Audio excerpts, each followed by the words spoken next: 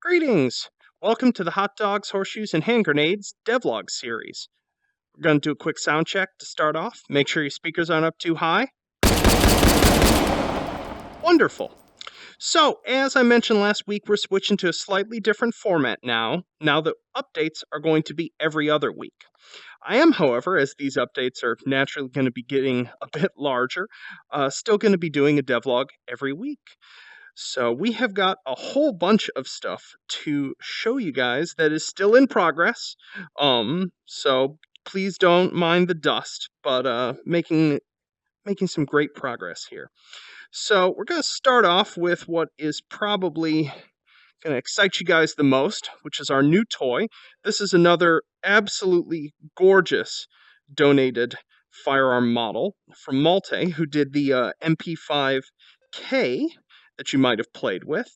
And we've actually got two versions of it here. We've got the sort of the quintessential classic SPAS 12 that has a backstock that we can fold out. Clever girl. And let's pull that down there. Beautiful. And we've got a SPAS 12 tactical mod, which is the one I'm going to be using a ton, because it's got a sort of a top rail here, and it's got a functional shell holder on the side. So let's go ahead and spawn ourselves some ammo to play with. Actually, I can just be lazy and be like, boop, it's loaded.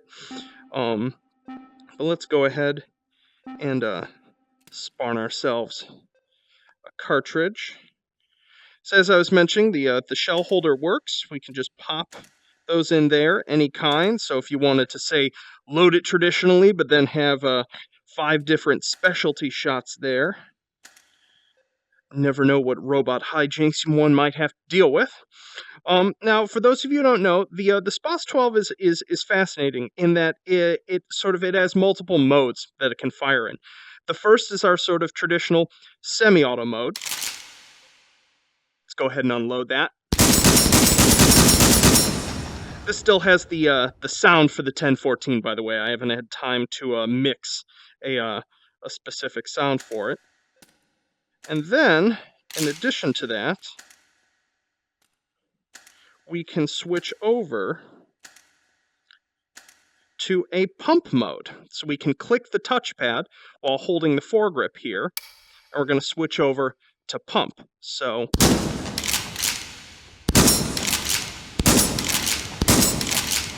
one of the things that I actually fixed this week as well is you might have noticed that the pumps on all of the pump shotguns felt a little laggy. They didn't seem to move very fluidly with your hand. That was actually because I was attempting to counteract a bug where it could jump to the rear based on where your hand was far too rapidly. I've now both fixed that bug and gotten them more responsive again. In addition, and this has been so long requested, and for truth be told, for a while, I wasn't sure if I was ever going to be able to get this to work correctly, but I have, which is that we can now inertially rack the foregrip of the shotgun, Terminator 2 style. And to do that, we just release the handle, hold the trigger down with the hand still holding the foregrip, and go like so.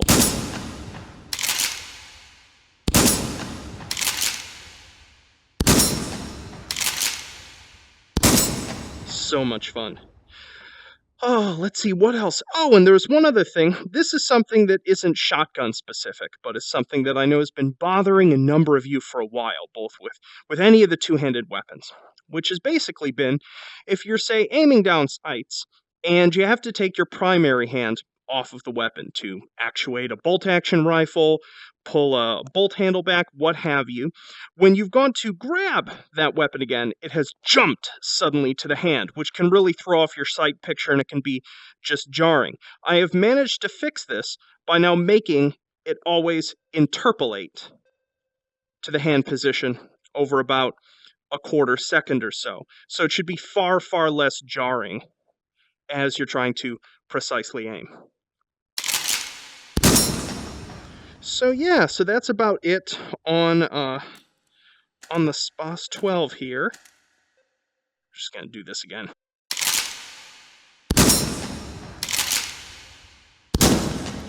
so much fun. So yeah, so let's see, what next? What next? What should we tackle? Oh, let's talk about rails and rail attachments. Let's also get a few of our spawn locked things out of our way.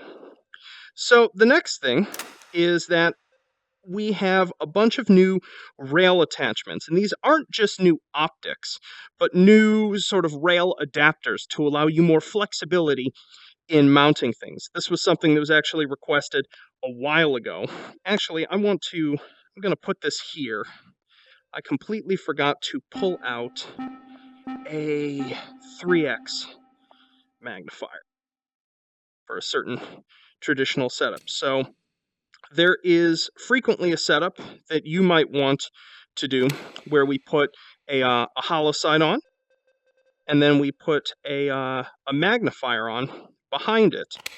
But we want to be able to shift from the sort of magnified view into a still zeroed, non-magnified view.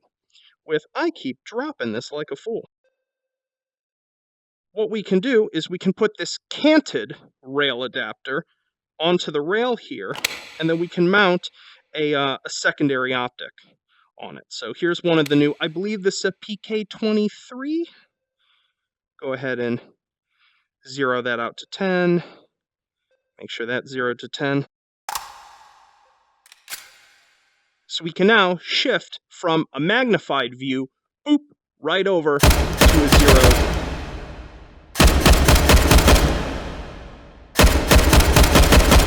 So yeah, and obviously because we've got a bunch of things. We've got sort of long and short, two-sided canted rails, and we have, for those of you who just want a different sort of geometry to your weapon, and those of you who are using sort of custom gun rigs that make it difficult for you to get your face down low enough to any attachment, I have added rail riser inserts. So you can easily, let's go ahead and pull this off as an example. You can easily just clip a riser down like so, and then mount, oops, come on, don't be stupid. I have to tweak these disconnect distances. This one's being a pain.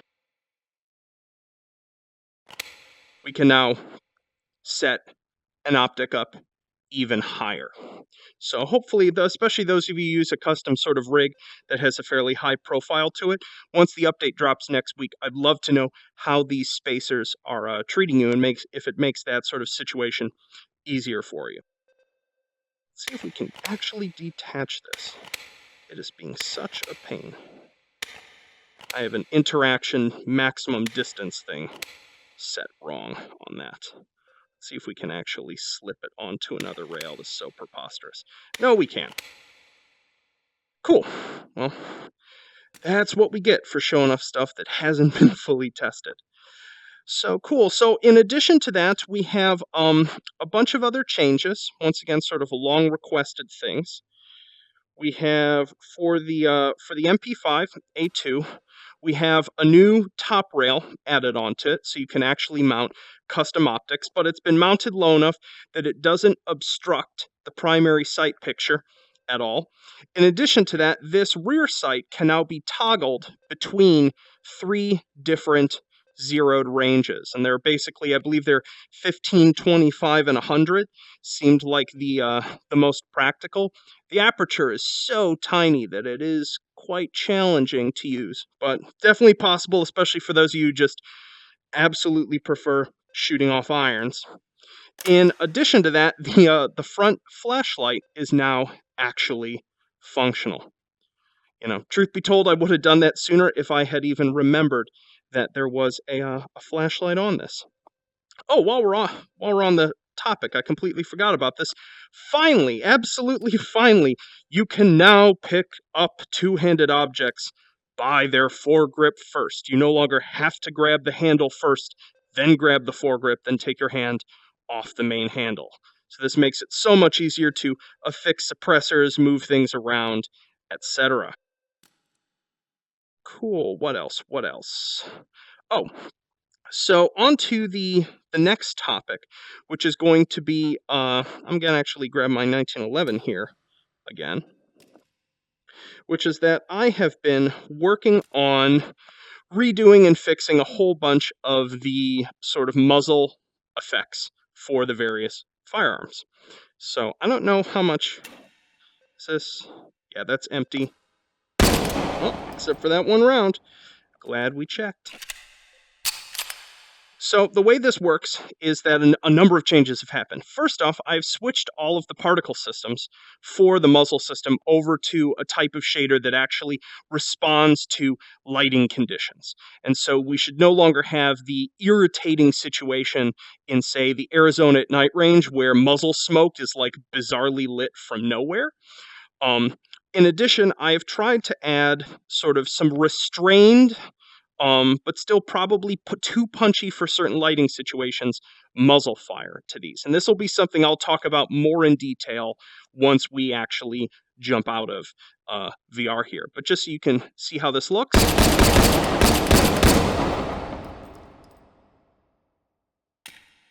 In addition to the muzzle smoke, we now have a gas out system. And basically what this means is that after firing a bunch, we get a little bit of smoke coming off of the barrel, and in certain cases, the chamber, especially if we fire suppressed in the chamber. Where did I put my suppressor? Once again, I made a mess of things here. Huh? There it is. Let's bring this up. Let's pop it on. Oh, actually have to do it with a fully loaded mag. So basically, when you have a suppressor on a weapon, it's one of the number one complaints of people who fire suppressed weapons, is that basically a whole lot of that extra gas ends up coming back at your face out of the chamber of the weapon. And so I've tried to build a system that simulates this. So I'm going to fire this really rapidly, and then after I'm done doing so, really look at the chamber area here. And so we get a momentary gas out from the chamber, and for handguns, actually under the back end of the slide.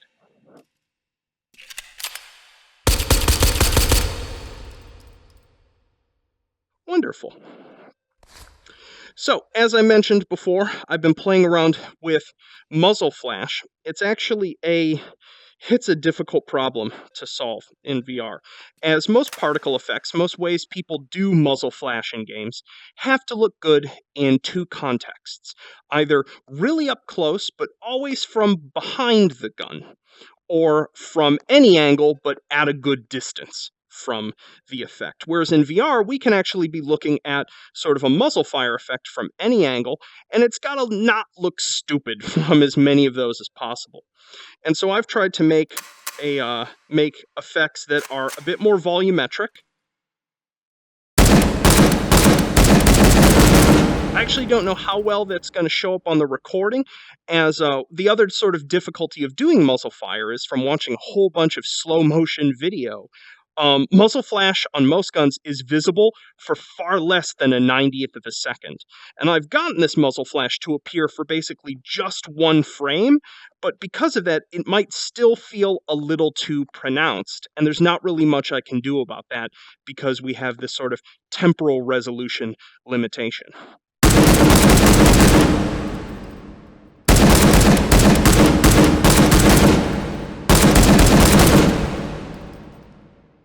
And then let's look at the one for the M4 here.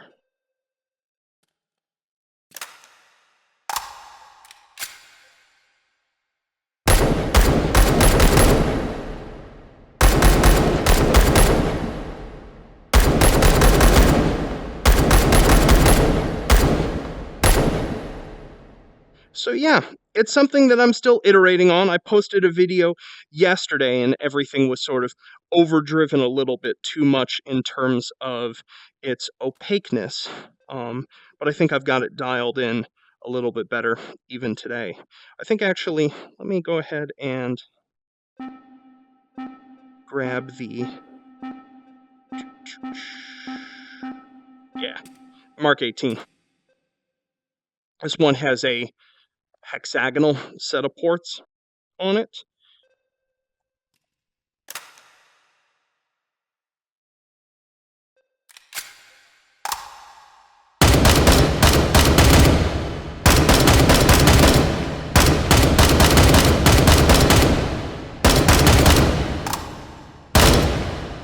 So that one may actually be a little bit too transparent. So yeah, that's the main things. Oh, one last thing. I also, you may love this, you may hate this.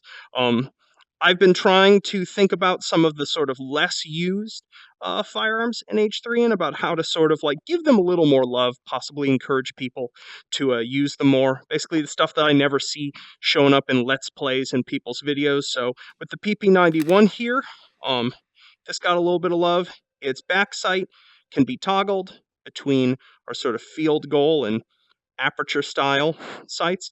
And I gave it a side rail, which might seem to you like a slightly odd place to put a rail, but with the canted rails, you can actually get some pretty useful setups on it.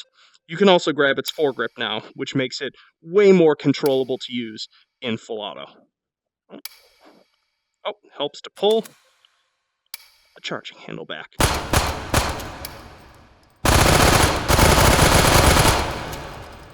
So yeah, man, that is a peppered target.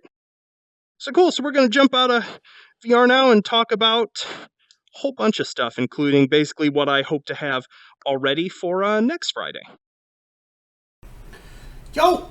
So now that we are back out of VR, I'm going to go over the changelog. Even though there's not an update being pushed this week, there's going to be more stuff over this next week. So I might as well get through this unless I want to read a changelog for like 15 or 20 minutes next week. So other stuff to look forward to.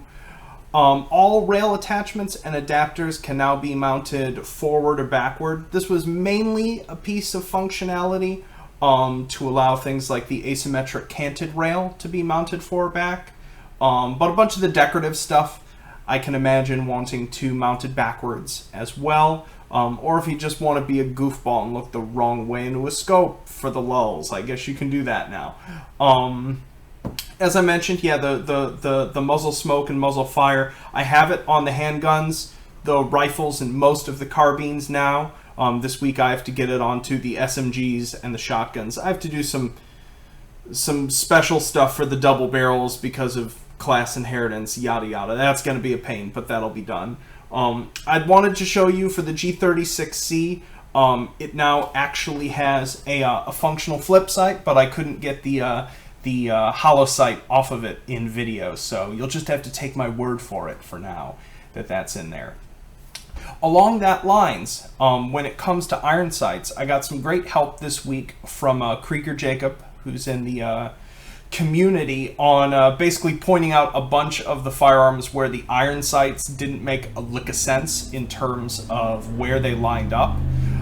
This is actually something I tweeted about this week, that one of the interesting ramifications of VR is that if you are a weapon modeler, if you're making a firearm for VR, especially one that's patterned after a real world one, you need to know how iron sights and trajectory work. Because if you don't, if you just say line up the top of the front post and the top of your rear posts exactly on a horizontal axis, importantly, your gun's pointed at nothing at that point.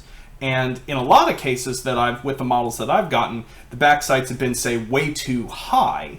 And so you've been, aiming super high relative to what you're hitting. So rule of thumb, if you don't know what to do or you can't find the information that you need as a weapon modeler, the easiest thing to do is just to sort of draw a straight line from either 15 or 25 meters forward of the muzzle, and draw that back across, and basically the top post of front post and the top of your rear posts should intersect that line. That will at least make it functional at a sort of fixed zeroing distance that's useful in sort of a CQB situation. So I've been having to do this like super fiddly precise model surgery and all of this like drawing lines with manipulators inside Maya to get them lined up. So now the AK-74, the G36, the MP5K, the MP5A2, which all had just totally screwed up iron sights from an elevation standpoint, should now be fixed. So what else do we got here? I covered that. Oh, I forgot to show while I was in VR. Double stack magazines now. As you insert rounds in or take them out, you'll notice that which round is higher on the left or right now properly changes. In terms of actual fixes, I fixed a whole bunch of like lingering subtle issues with pose interpolation by doing that two-handed object fix. That I'm really happy about. I fixed some misalignments of a bunch of rail mounts on a bunch of things, fixed the suppressor attachment point for the MP5K. You might have seen in the video, hollow sight reticle behavior should now be correct. I thought I had it right, and then someone was like, no, that's not how those work. When you pull them up much closer now, the reticle will actually be larger. And I tried to tune how large it looks at various distances from various videos online because I don't own one myself. Cool. Oh, with firearms on bipods, two things. One, you can no longer, if the bipod's active, you can't pick the weapon up with the sort of grab action laser from the touchpad, which just would cause it to flip out physics-wise. It is fixed-mounted when it's in bipod mode, and you can no longer like pull your hand back like 3 or 4 meters from the gun and still be interacting with it. So I fixed that. That was like a one-line bug. Cool. Yeah, it's iron sight stuff. Oh, and I'm also finally fixing and making the sort of sound and behavior work correctly for trigger resets this week. I got it working on the rifles. I have to port those changes to the other weapon classes, but now when you go past the trigger reset point on a trigger pull where the hammer dropped, you should now get a trigger reset click and a very, very subtle haptic buzz out of it. And I fixed the 50 BMG ammo. I had completely... what was screwed up about that, why you didn't have tracers, was that I had basically like duplicated out the rounds to create the different types and hadn't assigned their given projectile. So you were firing FMJ no matter what. So that's fixed. So on to some sort of larger issues and things that are being worked on. As I mentioned, muzzle fire is really difficult to make look right. And there's a couple reasons for this. I was shocked when editing the video for this devlog. I always proof the clips before I do this on webcam segment of it, how much different they look in video than in the headset. And that's partially a function of frame rate difference, in that because it's capturing at 60 FPS but drawing at 90 FPS, we're sort of getting random frames there for very, very short events. And even more importantly, I think this is really a function of the low persistence display in the headset. Whereas when your monitor draws a frame, it draws that frame and it just holds it there until the next frame. VR headsets don't work this way. They pulse the image very, very rapidly and go back to black. And so the muzzle fire that looks kind of screwed up in video here does not look screwed up in the headset. The hue is actually consistent in the headset, whereas on these recordings, like one flash would look yellow, one would look white, and one would look orange. But those tones blend together correctly in headset. So yeah, and I'm still playing around with the sizes and the intensities, because the other thing that makes muzzle fire difficult is you'll notice, anyone who's watched a ton of video of guns firing, or even fired a lot of them themselves, you know that muzzle fire is super visible in dark lighting situations, and when it's really bright outside, you can't see it at all, unless you've got a gun that just burns half of its powder in a flare like a Desert Eagle. And so because of the fact that we're in Unity and we're using forward rendering and we're using MSAA, we can't do something called high dynamic range rendering, which is this ability to, instead of having brightness go from 0 to 1, it goes from 0 to X, and then we have something called a tone mapper that is sort of adapting part of that range to our 0 to 1. It's kind of like, this has been in games for a long time, this eye adaptation thing, where you're out in a bright area and dark areas get darker, etc. I can't do that in H3 right now, which means that for the luminance of visual effects, I kind of have to just pick one average brightness and just roll with it for now. Apparently, MSAA plus HDR will be a feature in 5.5 or 5. Someone's working on it. If it's practical to eventually move H3 to that version, I'll probably redo all of the emissive visual effects so that they're reactive, but something until then you're just gonna have to live with the fact that like muzzle fire is going to be sort of equally bright, regardless of what sort of lighting situation you're in. So I've tried to pick something that is inspired by when the fire is visible from the weapon, getting about the right shape without making it super overdone and overpronounced. That sort of like that Hollywood, the muzzle fire comes out to here and it's, super, super bright. I would always rather err on the side of subtlety for it. So what else? Oh, and then in terms of stuff that, I haven't shown you guys because it's all the back-end stuff. Working on the scene serialization architecture for being able to do sort of custom levels. I'm probably next Friday, going to have a prototype scene for you to play with that will be the very early version of this. And it will be largely there so that you can play around with an early workflow attempt and sort of like spawning objects in and then moving them and then shifting between what's called edit mode and play mode for those modes and sort of playing with that loop, because I want to try to get the sort of user edit flow right before I build out a ton of assets into the library. So the test version will probably have it'll have 6 objects you can spawn and save and go through that process of laying them out, saving, loading again, and seeing if it actually brought back the level you built or not correctly. So it's going to be such a headache to get all of that working, but so worth it.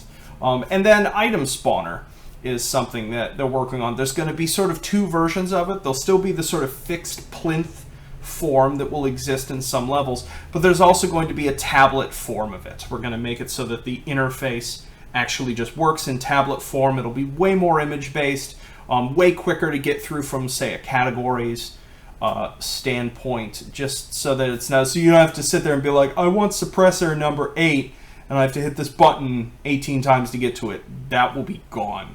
So that might be ready by Friday. It might not. It depends. It's one of those, I want to do this exactly one more time and get it right. And so if it needs another week or two of design work to get it not stupid, I would rather do that than push it out to you too early, because it will be replacing the existing system. So yeah, I think that is about it. Don't want to the risk of sort of rambling endlessly. But anywho, I hope you've enjoyed this devlog. I'm going to be going right back to work as soon as I get this edited and pushed up, as I have a ton of stuff that I want to get done by next Friday. So, peace.